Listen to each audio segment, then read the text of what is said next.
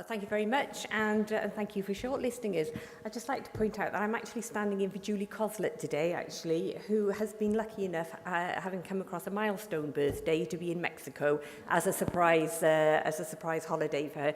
So I'm standing in for her, but I'm very conscious of the fact that Julie has actually driven this work forward. So that's fantastic, and she's utterly thrilled that we've been shortlisted.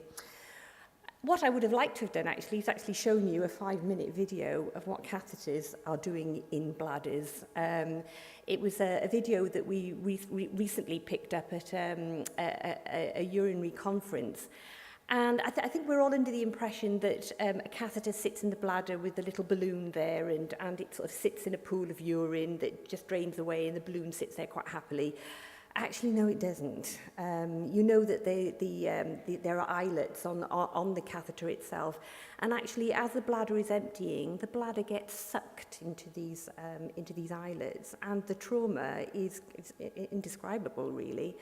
And you know that there are eyelets on the catheter itself, and actually, as the bladder is emptying, the bladder gets sucked into these eyelets, and the trauma is indescribable, really. And this slide here sort of tells us why we decided to go down this road of looking at urinary catheters and why we needed to get them out. But actually, it was that video that really, actually hammered home to me just how important it is to get our urinary catheters out as soon as possible. Clearly, we've got resistant E. coli going on. It's the most common cause of bloodstream infection and UTIs across Europe.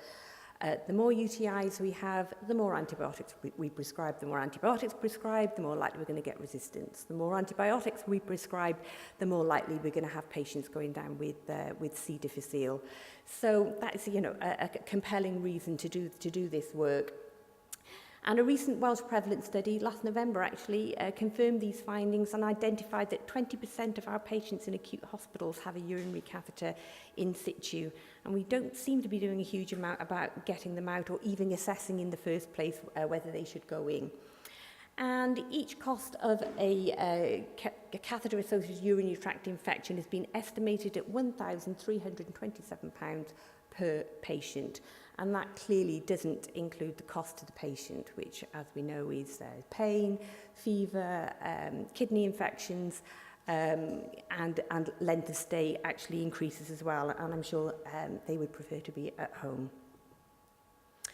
Okay, this project was part of the 1,000 Lives Must Do. So yet another compelling reason to actually undertake this work. We devised a urinary catheter bundle based on the Scottish and English bundles, and it took us a little while to actually sort this out because we only wanted 5 or 6 criteria, and one of the bundles didn't actually have in there remove the catheter as soon as possible, which really surprised us, but clearly we made sure that was part of our bundle, and in fact is number 1 on our bundle list. We had identified 2 pilot wards, and it's absolutely crucial that you just engage on a small basis first and foremost, because you need to test these interventions, and just doing it on 2 pilot wards means that you can get all the sort of nonsense out of the way, all the barriers and the challenges and that come about when you're trying to introduce a bundle. We implemented education, and we devised an audit tool. One of the most important aspects on there actually was gaining support from the executive nurse and medical director. And this question was asked in an earlier session this morning, what is it about the leadership involvement that makes these things happen? And sometimes it's just about leaders articulating that they want something to happen. They need to do nothing more than that. And you'd be surprised how that just pervades down the institution and really ups the ante and makes people want to do things. And this, that model, I could tell you, we found with hand hygiene, when we introduced the hand hygiene driver, I actually needed the executive nurse and medical director to actually articulate to me that this was important to them. Because, we're often in positions where we have to challenge people for poor practice. And we need to know that those right at the top are going to support us in all of this. So executive director, nurse and medical director engagement was absolutely crucial in all of this. And they articulated to me that this was to happen and that they would support us in doing it. Okay, this is our audit tool. We chose a very different type of method to make sure that the catheter bundle was being implemented, because we felt that a tick box alone doesn't actually guarantee that it's happening. So we introduced an element of observation in our bundle, and in particular whether the nurses are wearing their personal protective equipment, whether they're using hand hygiene, whether they're using a clean container to actually empty the catheter when needs be. And what we found doing this actually was it created a very nice, challenging atmosphere, because as they were auditing their practice, they started to challenge each other. And they said, oh, look, you know, I can't actually tick to say that we've done this when you haven't been wearing your gloves and aprons. And it really changed the culture on the ward, that people were starting to be happy about challenging each other in terms of implementing the bundle. So we've been really thrilled with this audit tool. To start with, the nurses do it on a daily basis, but as the initiative is embedded, and we make sure that it's embedded by the infection control team undertaking their own validation audits, we can reduce that to once a week auditing. And then eventually, as we have done with the pilot ward, they're now actually auditing only on a monthly basis. So this is all about investing time. This is all about 1,000 lives improvement methodology, investing time, starting small and making sure that it's happening on your one ward or two wards before you actually move on. Okay, this is our process measurement. The graph on the right shows you compliance with the care bundle. And you can start to read into these graphs. You know, when you see that there's a dip, you will often find that the person who was auditing was on holiday, or it might be some new nurses who've started who haven't actually had the education. You can start reading into these graphs, and the feedback to the nurses is absolutely crucial in all of this, so that they can clearly see which element of the bundle they fell down on and what they actually need to focus on. But what's also fantastic is the outcome data, which is the other graph. And as you can see, we started off with around, this is across the organisation now because we've spread this bundle to other wards, that we started off with around 650 urinary catheter days, and we've now reduced that to around 200. So we're well on the way to getting that down further, and we still have a few more wards in which we need to spread this crucial driver. So the lessons learned. I have to say that improvement methodology has given certainly infection control the tools that they need to actually change practice. Before we had improvement methodology, we used what's called the spray and pray approach, in that you tell everybody what they have to do and you hope that they do it. And as we all know, that actually rarely happens. Start small, one nurse, one day, one patient. Follow up your PDSA cycles. Make sure that you feed back your PDSA cycles on the same day so the momentum isn't lost. Engaged leadership is vital, and we've just discussed that. Strive for quality, then quantity. Quality on the pilot wards, get all the barriers and challenges sorted out, and then as you spread to lots of other wards, you'll find that it happens much more easily. Allow the frontline staff to come up with their own solutions. We would often go in with suggestions of how they should implement the bundle because it's worked on another ward. And in fact, they'd turn around and say, well, we don't do that here. Our patients are not like that. We've got different issues. We've got different barriers and challenges. Allow them the opportunity to come up with their own solutions.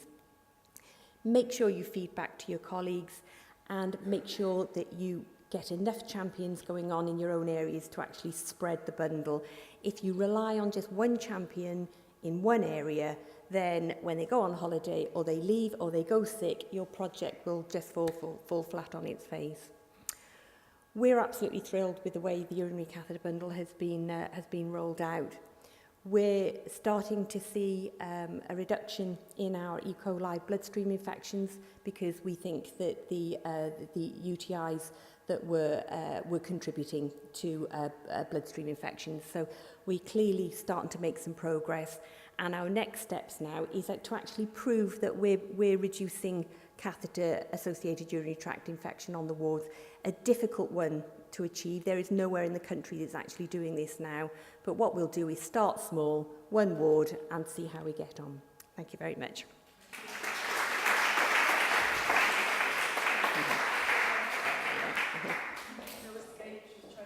I was tried.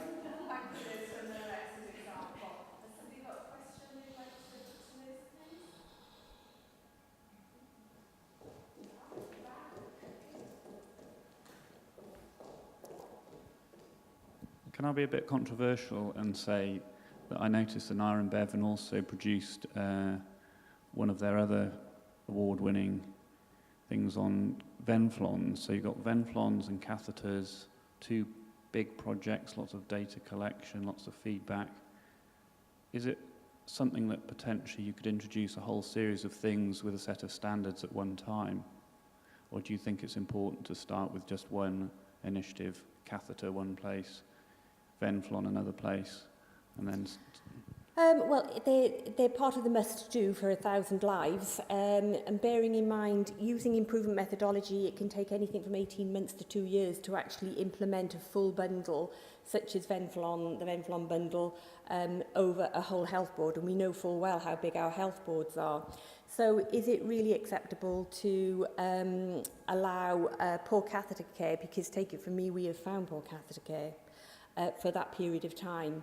I'm lucky enough to have a team big enough that we can focus on both. And I'll just give you some examples of the poor stuff that we found. Because by doing these things on a small basis, you actually start to dig a lot deeper.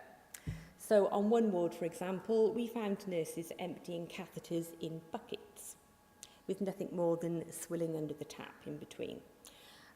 In another area, it was an A&E department. These things have changed, by the way.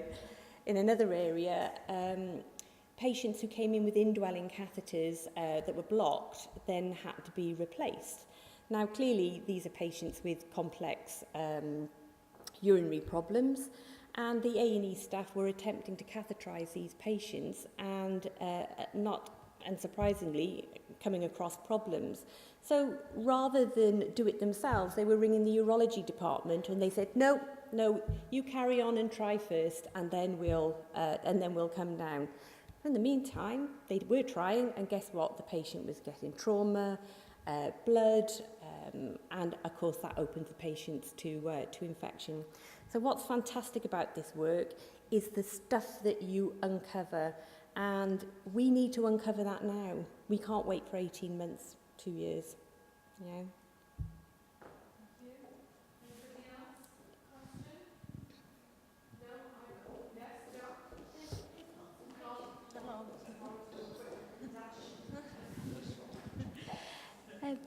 There's also a lot of patients or individuals in the community with urinary catheters. How are you taking this forward? Are you doing any patient education, etc.?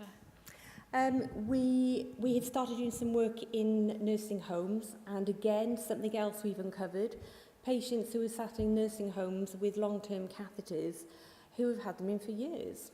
And I'll say to the matron in the nursing home, so when was the last time they saw a urologist? Can't remember. So why has the patient got the catheter in? Well, they've always had it. Okay, so it's fantastic that we're really starting to question long and hard as to why these patients have got catheters in. And the one nursing home that we've taken this bundle to, there was only one patient with a catheter. That catheter's actually been removed. And yet that patient had it in for the previous two or 3 years. So again, yeah, we're pushing it out into the wider community as well.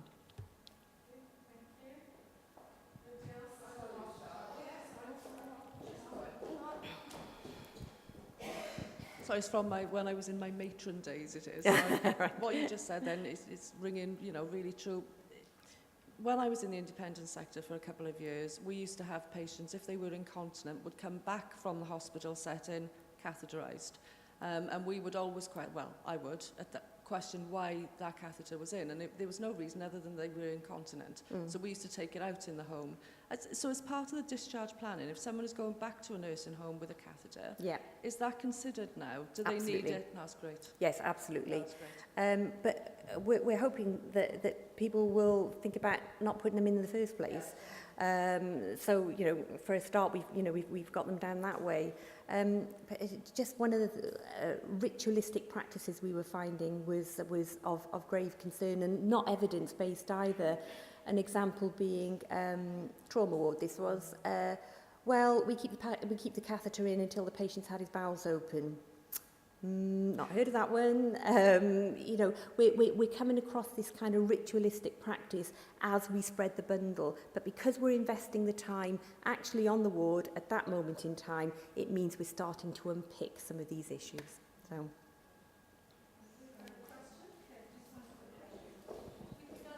With regards to the infection rates from a urinary catheter, we're having quite a few suprapubic catheters now. Mm-hmm. Is there any research going on around how we would deal with that?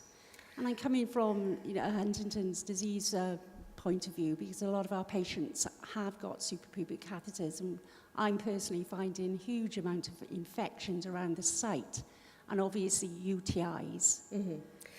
Well, clearly they're a specialist group. They clearly need to have specialist urinary care, and the urologist at the end of the day has got to be the one who makes that decision as to whether the patient should have a suprapubic catheter or not, and that is said as such. But that doesn't mean to say that you can't take a care bundle approach to the care of that suprapubic catheters. So look at the evidence out there, pull a bundle together. What is exemplary care for a suprapubic catheter? And that would be around the, particularly around the cleansing of the of where the catheter enters. Yeah, because that's the issue that I'm coming across in a lot of nursing homes, as well as in patients in the community. Yeah, around that. So I'll have to speak to you about that. Okay. Thank you. Thank you.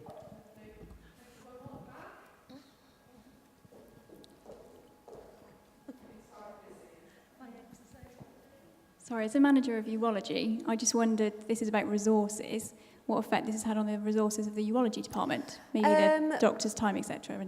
Well, clearly, this is about preventing patients getting UTIs in the first place. So clearly, we've got a cost saving of the £1,300 and odd pounds. It's also, before we started this bundle, we were talking to our continence nurse about introducing silver-coated catheters. Now, silver-coated catheters are expensive in comparison to our usual Foley's catheters. Now, if we'd actually gone down that road, it just seemed a nonsense to me to be implementing something that was so expensive when in fact we weren't actually making sure that the patients were getting the proper catheter care that was required in the first place. Let's keep the silver-coated catheters for the patients with complex urology needs. Let's not just put a blanket, put them in expensive way of trying to prevent urinary tract infections. So, but in terms of, sorry, just to build on that, in terms of making sure that the patients get the best catheter care then, you said about A&E doctors doing it first and then call neurology, say call us back. Mm-hmm. Is it spreading neurology specialists more thinly because you're getting them in earlier to do it properly the first time rather than go through all the trauma? Or? No, yes, well, exactly, because we only ended up, you could say that we saved resources because there were 2 attempts at catheterizations before. Now it's only 1 attempt because the urologists come down first and foremost. Yeah. And the patient is not getting silver-coated catheters for the patients with complex urology needs. Let's not just put a blanket, put them in expensive way of trying to prevent urinary tract infections.